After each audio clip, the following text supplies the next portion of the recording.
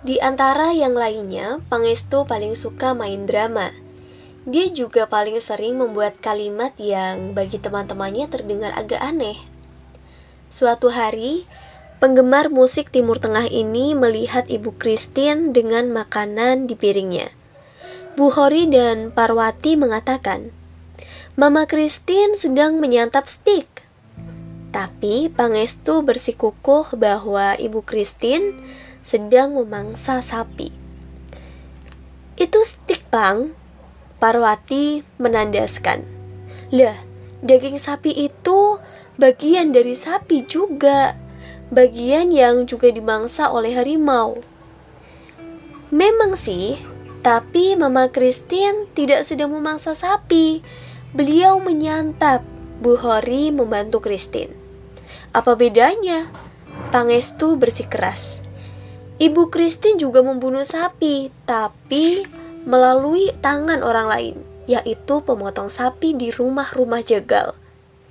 Tapi, sudahlah. Akhirnya Purwati dan Bu Hori ngacir. Sepekan kemudian kelompok ini ketemuan lagi. Cuma agak aneh. Biasanya yang main drama-dramaan untuk hiburan dalam setiap pertemuan adalah Pangestu. Sekarang Samin ketularan. Ia tiba-tiba berakting menunjukkan mimik wajah tak biasa. Sebelum wajah Samin jadi begitu, ia minta agar seluruh temannya menebak maksud dan tujuan perbuatannya. Wajah Samin jelas sekali. Menurutku, ia menangis karena bersedih. Dharma langsung menyamber dengan komentarnya. Menurutku, Samin menangis. Titik, itu saja, kata Parwati sambil menyibak rambutnya yang lurus dan panjang. Aku tak berani bilang ia menangis karena sedih. Bisa jadi ia menangis karena bahagia. Menjelang tiba giliran Pangestu memberi komentar, semua dia menunggu.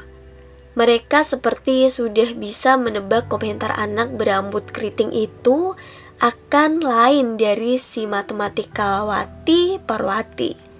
Lain pula dengan yang lain-lain. Ayo giliranmu, pita Bu Hori dan Kapitayan ke Pangestu tak sabar. Menurutmu, Samin sedang apa? Mereka terus bernyanyi. Sedang apa, sedang apa, sedang apa sekarang? Sekarang sedang apa sekarang? Pangestu masih diam. Menurutku, aku tak bisa bilang menurutku.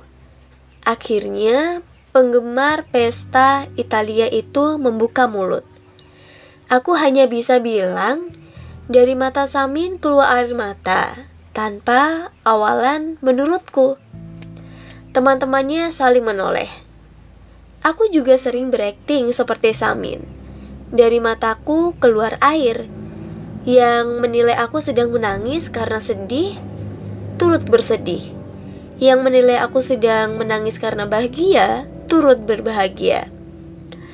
Samin tak tahan, bertanya ke Pangestu. Anak tukang kayu ini menghentikan aktingnya dan bertanya, apakah hasil dari penilaian dan sangkaan itu adalah sifat-sifat dan nama-nama? Terus bagaimana yang tidak punya penilaian apa-apa? Bagaimana yang tak punya sangkaan apa-apa? Bagaimana yang cuma melihat apa adanya dan cuma melihat air keluar dari matamu? Reaksinya bagaimana? Mereka tidak sedih, mereka tidak bahagia. Tidak selamanya angin bertiup seperti harapan para pelaut. Sepotong pepatah Arab mengisyaratkan hidup tidak selamanya sesuai harapan. Terkadang, manusia berharap hujan, malah kemarau yang datang. Dan sebaliknya, terkadang harapannya menjadi kaya, malah terlilit kemiskinan dan kemelaratan.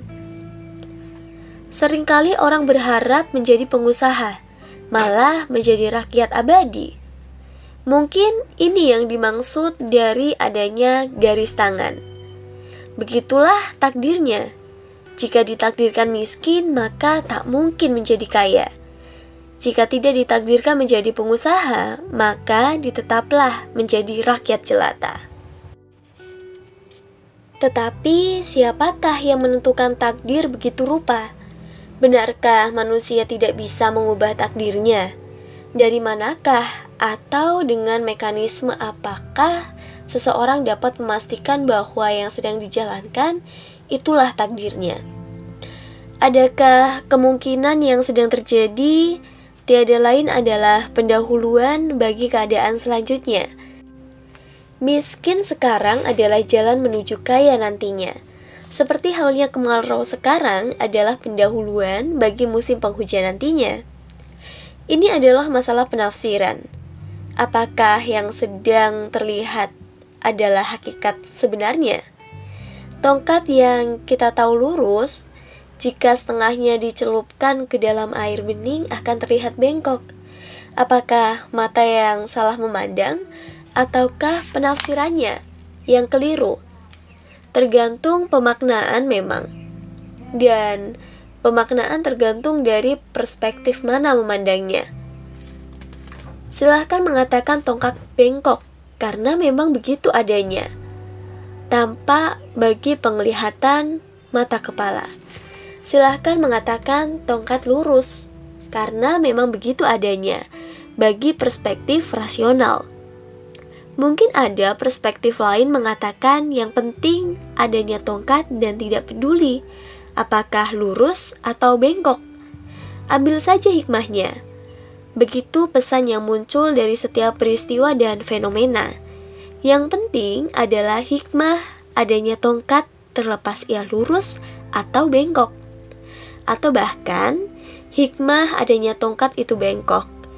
Hikmah adanya tongkat itu lurus, karena makna lurus dan bengkok bersifat relatif, tergantung perspektif mana yang memandang dan pemaknaannya.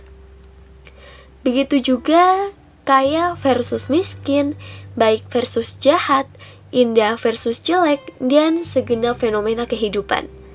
Mengapa demikian? Karena yang mutlak hanya Syat yang Maha Esa, yang Maha Absolut.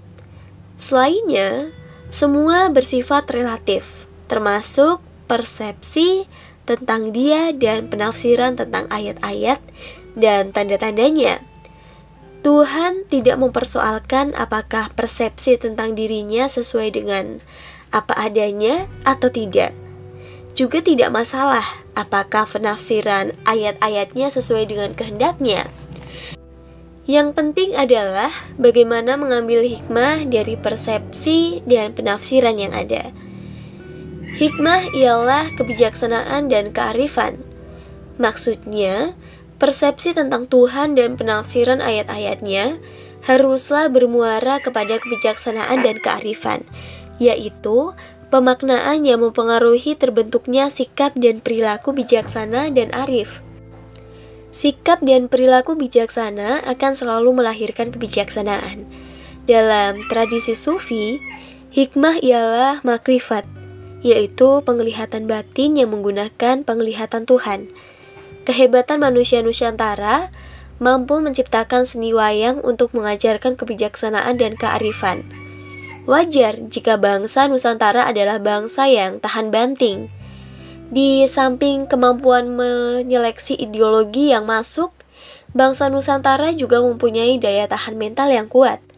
Ini terlihat pada sikap mereka yang tetap bisa tersenyum walaupun sedang mengalami kecelakaan, musibah, atau bencana.